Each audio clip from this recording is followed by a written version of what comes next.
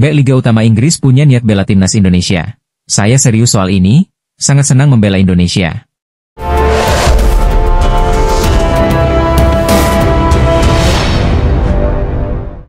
Amunisi baru untuk memperkuat timnas Indonesia seakan tidak habisnya.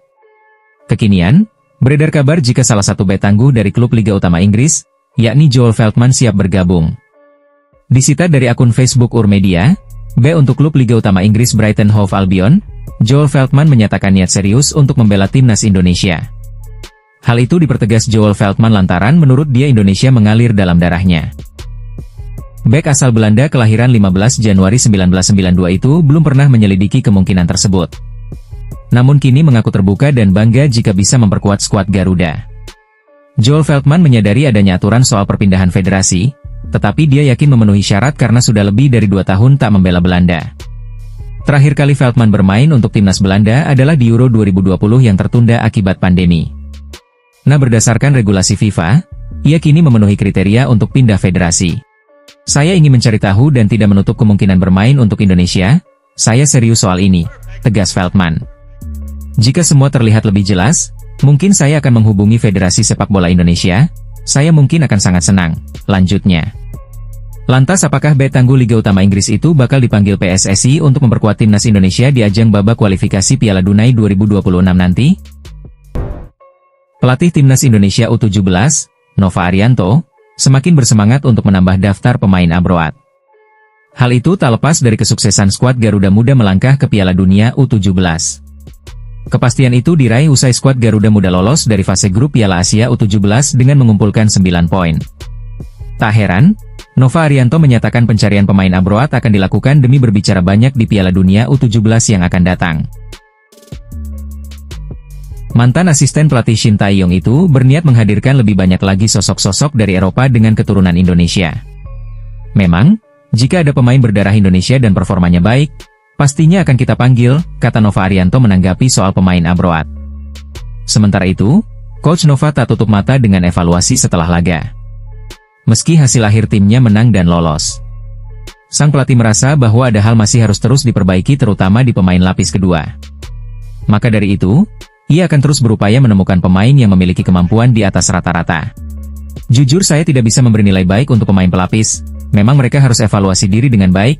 Saya pasti akan mencari pemain abroad demi melangkah jauh di ajang Piala Dunia U17, tutur Coach Nova. Jika ada, kenapa tidak, pemain lokal yang punya kualitas pasti kita bawa. Namun kombinasi dengan pemain abroad akan semakin baik, tegas pelatih berkepala pelontos. PSSI mengakui bahwa masih bernegosiasi dengan pemain keturunan yang memiliki nama besar. Siapakah dia? Exco PSSI, Arya Sinulinga membocorkan bahwa akan ada nama besar yang didatangkan. Pihak federasi kini bahkan telah melakukan negosiasi. Ada beberapa nama, tapi ada yang sudah sepertinya akan kita urus. Tapi soal siapa? Tapi yang nama besar masih negosiasi. Ada juga yang gak begitu dapat negosiasinya. Kitanya ya udahlah, ucap Arya dalam YouTube pribadinya. Tunggu saja kejutan dari PSSI, semoga semua yang diharapkan bisa berjalan dengan lancar, tegasnya. Adapun nama pemain yang dimaksud, Arya memang tidak mengungkapkan, namun memang ada pemain keturunan yang memiliki nama besar di Eropa. Misalnya Kenzo Goodmin yang pernah bermain untuk Excelsior Rotterdam, AS Alkmaar dan kini berkarier di Derby County. Kemudian ada Miliano Manhoef yang bermain di Stoke City. Sayap kanan ini telah mencicipi kompetisi sekaliber EFL Cup. Ada juga pemain dari Serie A yang berposisi sebagai penyerang, ia adalah Tijani Noslin, pemain yang memiliki market value cukup tinggi 173,82 miliar. Lalu ada nama baru, yaitu Danilo Doeki yang juga punya darah Indonesia. Ia adalah pemain Union Berlin Liga Jerman. Patut dinantikan siapakah pemain keturunan yang memiliki nama besar tersebut dan kini sedang bernegosiasi dengan PSSI untuk membela timnas Indonesia. Denny Lanzaat kembali ke Belanda, cari pemain keturunan lagi untuk bela timnas Indonesia. Asisten pelatih timnas Indonesia, Denny Lanzaat kembali pergi ke Belanda untuk kembali mencari pemain-pemain keturunan yang bisa membela Garuda. Kepada media Belanda VP, Lanzaat mengakui akan pencarian pemain keturunan Indonesia dalam waktu dekat. Saya kembali pergi ke Belanda, kemungkinan berada di sana selama 2 pekan untuk mencari pemain keturunan, kata Lanzaat dilansir bolasport.com dari Voetbal Premier. Pemain naturalisasi terbukti menambah kekuatan timnas Indonesia, buktinya, Pasukan Garuda mampu mencetak sejarah dengan lolos ke fase knockout Piala Asia 2023 yang jadi kali pertama sepanjang sejarah. Meski begitu, Lanzaat menyatakan ada kesulitan memilih pemain keturunan karena sebagian besar masih muda dan belum mendapatkan menit bermain reguler bersama klub mereka. Kami mencari pemain dengan darah Indonesia, saya pikir mereka pemain yang lebih bagus, ketimbang pemain yang main di liga lokal, kata Lanzaat. Tapi jika melihat seksama, hal ini juga tidak mudah, sangat sedikit ada pemain keturunan yang bermain reguler untuk timnya, tegasnya. Kapten Timnas Indonesia, Jai Idzes sampaikan pesan khusus kepada Timnas Indonesia U17 sebelum tampil di perempat final Piala Asia U17 2025. Dia mengingatkan pemain Timnas Indonesia U17 untuk tak terlena dengan hasil manis di fase grup Piala Asia U17 2025. Bang Jai mengatakan persiapan Garuda Asia harus lebih matang lagi untuk menghadapi babak perempat final. Dengan begitu, hasil manis diharapkan bisa diraih. Timnas Indonesia U17 berhasil menyapu bersih kemenangan di grup C Piala Asia U17 2025. Tim besutan Nova Arianto itu sukses mengalahkan Korea Selatan 1-0, menggulung Yaman 4-1, dan menyikat Afghanistan 2-0.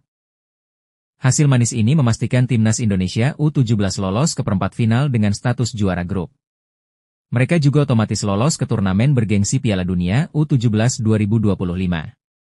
Pemain Venezia itu mengapresiasi perjuangan Zahabi Goli dan kolega.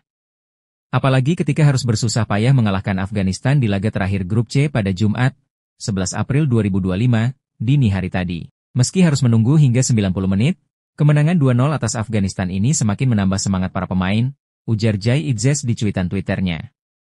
Walau begitu, Jai Idzes mengingatkan Timnas Indonesia U17 untuk tetap fokus menatap babak 8 besar.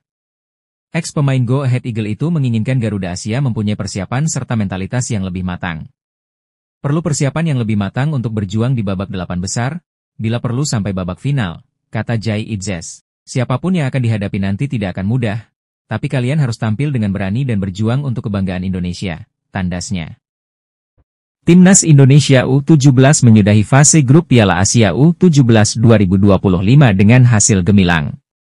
Pasukan Nova Arianto menggasak Afghanistan 2-0 pada laga pamungkas grup C di Prince Abdullah Al Faisal Stadium, Jeddah, Jumat, 11 April 2025, dini hari waktu Indonesia Barat. Pelatih Timnas Indonesia U17, Nova Arianto, melakukan beberapa perubahan tim yang dimainkan sebagai starter di laga ini dibandingkan dua pertandingan pertama. Rotasi ditempuh guna menjaga kondisi kebugaran pemain. Tambahan 3 angka atas Afghanistan membuat Timnas Indonesia U17 berkibar di puncak klaseen grup A dengan nilai 9. Disusul Korea Selatan dengan nilai 6 yang ikut lolos ke babak perempat final Piala Asia U17 2025. Mantan pemain Manchester United, Park Jin-sung menyoroti penampilan Timnas Indonesia U17 yang luar biasa dalam 3 pertandingan selama fase grup. Menggasak semua lawan-lawannya terutama tim kuat Korea Selatan, 1-0, dan Yaman, 4-1, dianggap sebuah pencapaian mengesankan. Di sisi Asia Tenggara, Indonesia U17 menjadi satu-satunya tim yang melaju dan memiliki tiket ke putaran final Piala Dunia U17. Mereka tampil gemilang dengan raihan 3 kemenangan di grup C, tulis Park Jin-sung di laman Instagram pribadinya. Melihat performa yang ditunjukkan Zahabi Goli CS, Timnas Indonesia U17 diprediksi tidak hanya akan berhenti di babak perempat final. Evandra Florasta dan teman-temannya bahkan bisa melangkah lebih jauh lagi. Indonesia U17 menunjukkan kekuatan absolut dengan 3 kemenangan. Tim Indonesia pun menjadi satu-satunya wakil Asia Tenggara yang berhasil meraih tiket ke Piala Dunia U17, dan punya peluang besar untuk melangkah jauh di Piala Asia U17. Lanjut tulisan dari mantan pemain sepak bola Korea Selatan itu. Timnas Indonesia percepat naturalisasi, Alex Pastor siapkan skema menyerang ala Mourinho. Timnas Indonesia bersiap menambah kekuatan menjelang lanjutan kualifikasi Piala Dunia 2026 dengan mempercepat proses naturalisasi beberapa pemain keturunan yang kini bermain di Eropa. Pelatih anyar Alex Pastor, yang dikenal sebagai murid dari Jose Mourinho, juga mulai merancang pendekatan taktis yang lebih ofensif untuk skuad Garuda. PSSI dikabarkan telah mengamankan 3 nama keturunan yang akan bergabung pada Juni 2025, yakni Tristan Goejer, Ajax Amsterdam, Jayden Oosterwolde, Fenerbahce, dan Miliano Jonathans. Ketiganya diyakini akan memperkukuh lini pertahanan dan tengah tim nasional. Awalnya, Ketiga pemain tersebut ragu untuk membela Indonesia. Miliano lebih memilih fokus di klub, sementara Tristan masih berkutat dengan cedera. Namun seiring meningkatnya peluang Indonesia lolos ke Piala Dunia, mereka mulai terbuka dan antusias membela Garuda. Selain ketiga nama di atas, PSSI juga tengah memantau sejumlah pemain grade A lain yang berpotensi dinaturalisasi, seperti Pascal Struijk, Leeds United, yang memiliki darah Indonesia dari kakeknya. Milian Manhoef, Stoke City, andalan di sektor sayap kiri. Jairo Riedewald, yang sempat tertunda debutnya karena kendala administratif, juga sedang dipercepat prosesnya. Di posisi penjaga gawang, stok pemain keturunan sudah dianggap cukup. Meski demikian, Emil Audero Mulyadi tetap dijadwalkan melakukan debut saat Indonesia menghadapi Tiongkok karena Martin Paes absen akibat akumulasi kartu. Pelatih Patrick Kluivert dan Alex Pastoor sama-sama sepakat bahwa lini pertahanan menjadi fondasi utama permainan timnas. Dalam beberapa laga terakhir, strategi Catenaccio terbukti efektif, termasuk saat Garuda berhasil menahan serangan-serangan tajam dari Bahrain. Gaya bertahan rapi tersebut akan kembali diandalkan Juni mendatang. Trio bek tangguh Justin Hubner, Jai Idzes, dan Rizky Ridho akan kembali dipercaya. Ketiganya punya karakteristik yang saling melengkapi. Hubner yang tenang namun keras, Idzes yang cermat dalam membaca permainan, dan Ridho yang lincah serta agresif. Performa mereka bahkan mendapat pujian dari pemain naturalisasi lainnya, Joey Pelupesi. Dia, Ridho, menekan ke depan seperti gelandang. Saya menyukainya, kata Joey mengenai performa Ridho. Datangnya Alex Pastoor, yang pernah bekerja di bawah arahan Mourinho, membawa angin segar untuk taktik timnas. Ia dikenal sebagai pelatih dengan kecenderungan menyerang, tetapi tetap mengedepankan keseimbangan antara lini. Pastoor diprediksi akan memberikan nuansa baru yang lebih agresif, namun terstruktur. Dengan tambahan tenaga baru dari naturalisasi, kombinasi taktik Eropa dan semangat pemain lokal, Indonesia diproyeksikan mampu mencuri poin penting dan mengunci tiket menuju ronde keempat kualifikasi Piala Dunia 2026. Di sisi lain, manajer timnas Indonesia, Sumarji buka suara terkait keraguan masyarakat mengenai gaya melatih Patrick Kluivert yang dinilai pasif dan hanya menyerahkan Alex Pastoor untuk memberi instruksi ke pemain. Sumarji buka suara terkait penilaian masyarakat soal gaya melatih Patrick Kluivert yang saat ini jadi sorotan publik. Di media sosial, banyak sekali cuplikan-cuplikan gaya melatih Patrick Kluivert baik saat laga lawan Australia maupun di latihan. Pelatih asal Belanda itu lebih sering terlihat hanya memantau para pemain, tidak memberikan instruksi secara langsung. Di sisi lain, asisten Kluivert, Alex Pastoor lebih sering terlihat memberikan instruksi langsung kepada pemain timnas Indonesia. Akibat cuplikan video tersebut, banyak masyarakat meragukan kapasitas Patrick Kluivert sebagai pelatih kepala timnas Indonesia. Manajer timnas Indonesia, Sumarji buka suara terkait hal ini. Menurutnya saat ini, timnas Indonesia tidak dipegang oleh hanya satu pelatih saja. Masyarakat tidak perlu meragukan Patrick Kluivert karena di dalam timnya ada banyak staf yang punya kelebihan masing-masing. Sumarji menegaskan seluruh pemain timnas Indonesia saat ini dalam kondisi siap tempur untuk melawan Bahrain pada Selasa, 25 Maret 2025. Sumarji pun tahu betul kondisi psikologis masyarakat Indonesia yang saat ini kecewa dengan kekalahan 1-5 dari Australia. Untuk itu ia meminta masyarakat kembali percaya kepada tim kepelatihan timnas Indonesia bisa mengalahkan Bahrain.